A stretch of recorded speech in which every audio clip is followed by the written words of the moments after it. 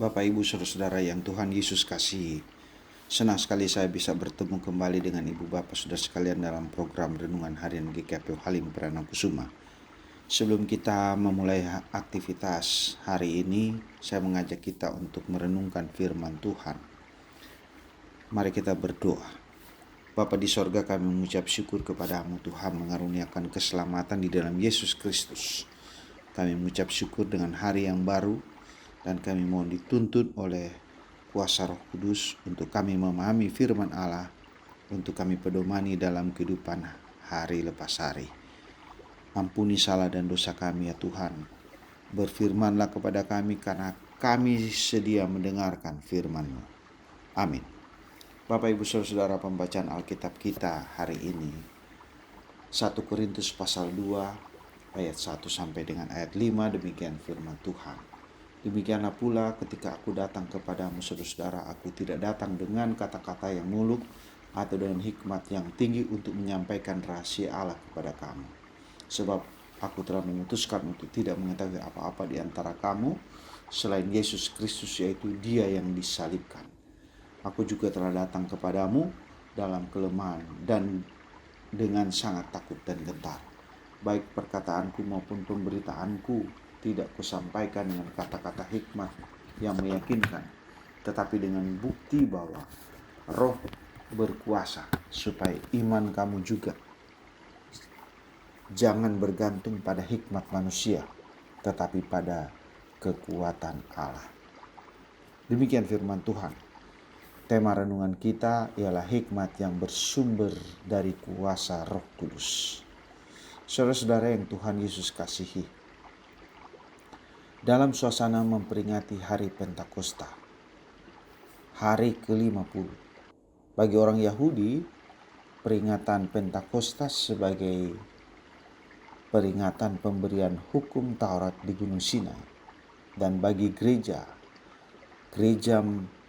perdana sampai sekarang, peringatan akan turunnya Roh Kudus.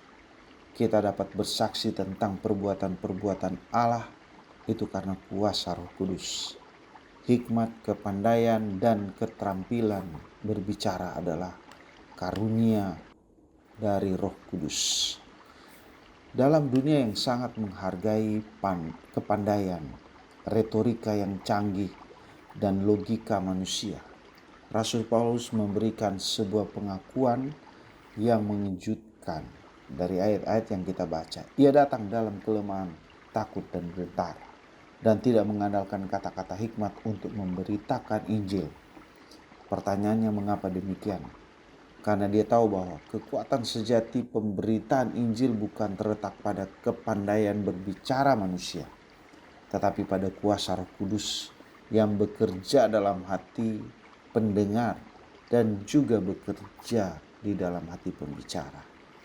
Paulus menolak untuk tampil sebagai orator hebat yang mencoba memikat orang lewat logika atau kepandaian berbicara.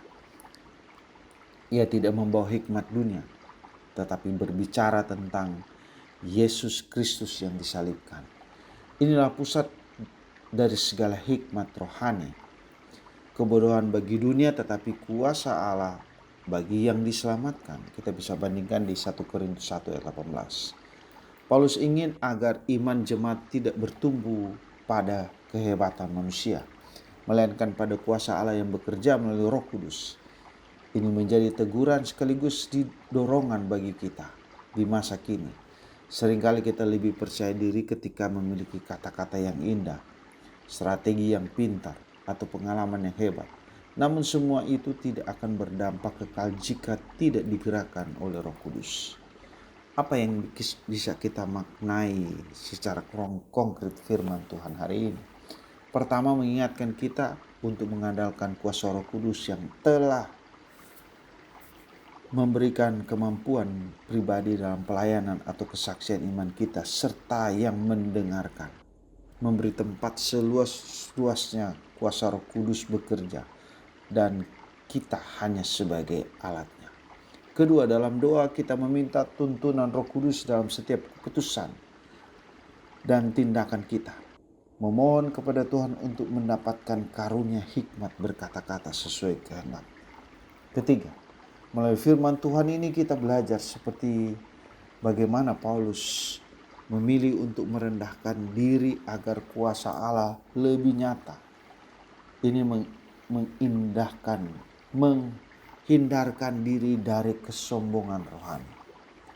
Saudara-saudara yang Tuhan Yesus kasih, Tuhan tidak mencari orang yang sempurna dalam pengetahuan dunia, tapi orang yang berserah kepada Roh Kudus dan terus belajar taat kepada kehendak. Hikmat sejati datang bukan dari gelar atau pengalaman, melainkan dari hubungan yang intim dengan Allah dan penyerahan penuh kepada pimpinannya. Amin. Mari kita berdoa.